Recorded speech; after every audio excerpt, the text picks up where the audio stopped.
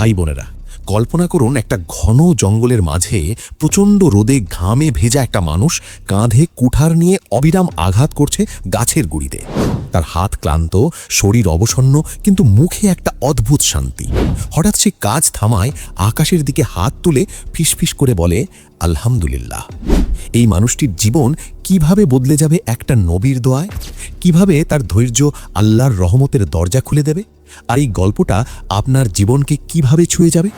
স্বাগতম আমার চ্যানেলে, যেখানে আমরা ইসলামের অজানা গল্পগুলো নিয়ে কথা বলি।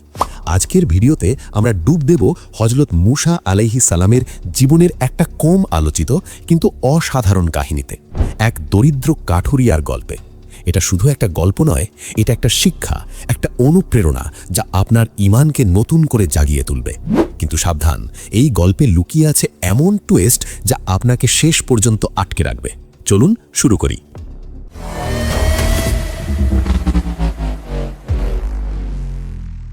প্রথমেই আসুন জেনে নিই হযরত মূসা আলাইহিস সালামকে। ইসলামের ইতিহাসে তিনি একটা বিশাল নাম। কুরআন শরীফে অন্য যে কোনো নবীর চেয়ে তার নাম বেশিবার উল্লেখ হয়েছে, প্রায় 136 বার। কেন?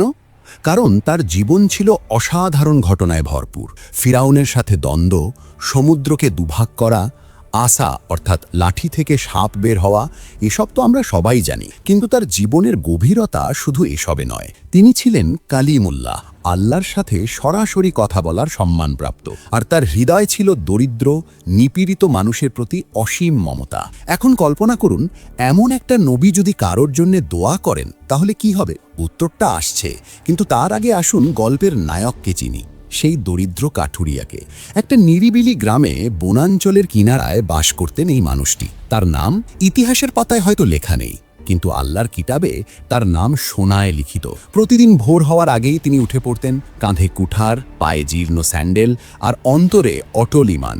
জঙ্গলে প্রবেশ করতেন যেখানে বিপদ লুকিয়ে থাকত, বন্যপ্রাণী, প্রচণ্ড রোদ বা হঠাৎ ঝড়। কিন্তু তিনি থামতেন না। ঘন্টার পর ঘন্টা কাঠ কাটতেন, ভারী বোঝা পিঠে নিয়ে বাজারে যেতেন।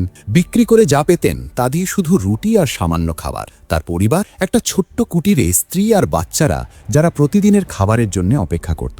এখন এখানে একটা প্রশ্ন, আপনি যদি তার জায়গায় থাকতেন কি করতেন? অভিযোগ করতেন আল্লাহর কাছে, কেন আমাকে এত কষ্ট দিচ্ছেন, নাকি চুপচাপ সহ্য করতেন? এই কাঠুরিয়া কিন্তু অন্যরকম ছিলেন। প্রতিদিন কাজে বের হওয়ার আগে তিনি হাত তুলে বলতেন, হে আল্লাহ, এই হালাল উপার্জনের সুযোগ দেওয়ার জন্য শুকরিয়া। রাতে ফিরে ক্লান্ত হয়ে পড়লেও আলহামদুলিল্লাহ, আজকের খাবার দিয়েছেন। প্রতিবেশীরা দয়া দেখিয়ে বলতো, ভাই তোমার কষ্ট দেখে দুঃখ হয়। তিনি হাসতেন, আমার রব জানেন কি আমার জন্য ভালো। ধৈর্য করলে তিনি পুরস্কৃত করবেন। কল্পনা করুন, আজকের দুনিয়ায় যদি কেউ এমন বলে, লোকে বলবে তুমি পাগল নাকি, লটারি কেন না? কিন্তু এই কাঠুরিয়ার ঈমান ছিল ইস্পাতের মতো। তার অন্তরে কোনো অসন্তোষ নেই, শুধু তাওয়াক্কুল, আল্লাহর উপর পূর্ণ ভরসা। এখন আসছে মূল টুইস্ট। একদিন এই জঙ্গলের পাশ দিয়ে যাচ্ছেন হযরত মূসা আলাইহিস সালাম। তিনি কি দেখলেন? একটা মানুষ ঘামে ভেজা, কিন্তু কাজ করতে করতে হঠাৎ থেমে আকাশের দিকে হাত তুলে আলহামদুলিল্লাহ বলছে। মূসা আলাইহিস সালামের মন আকৃষ্ট হলো। তিনি কাছে গেলেন, সালামু আলাইকুম।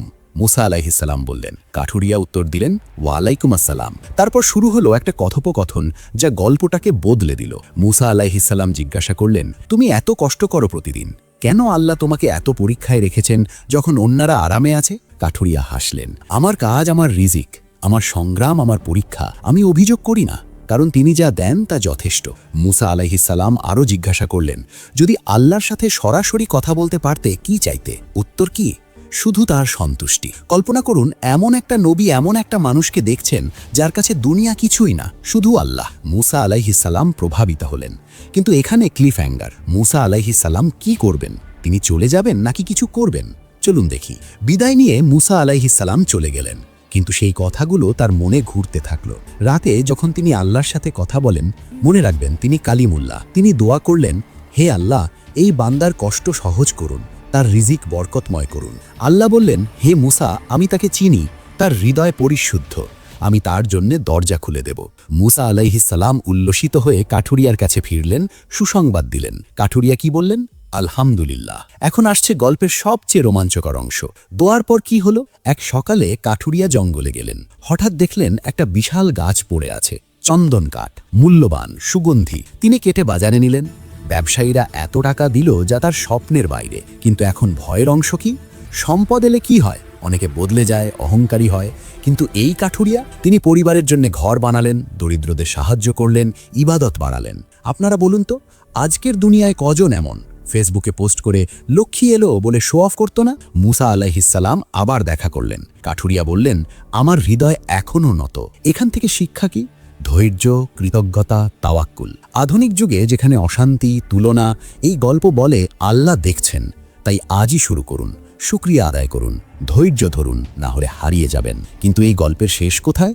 এটা শেষ হয় না, এটা চলতে থাকে আপনার জীবনে। এখন আসুন বিস্তারিতভাবে গল্পটা বিশ্লেষণ করি। প্রথমে ভূমিকা থেকে শুরু। হযরত মুসা আলাইহিসসালামের জীবন এমন ছিল যে তিনি ফিরাউনের প্রাসাদে বড় হয়েছেন, কিন্তু তার হৃদয় সবসময় দুর্বলদের প্রতি ঝুঁকে থাকত। কুরআনে সূরা কাসাসে তার গল্প আছে, যেখানে তিনি একটা লোককে বাঁচাতে অন্যকে মারেন, তারপর পালিয়ে যান। এটা দেখায় তার ন্যায়বোধ। এখন এই কাঠুরিয়ার গল্পটা আসলে হাদিস ও তাফসির থেকে নেওয়া, যা ইবনে কাসিরের মতো আলেমরা উল্লেখ করেছেন। এটা প্রমাণ করে যে নবীরা শুধু বড় ঘটনায় নয়, ছোট মানুষের জীবনেও প্রভাব ফেলেন।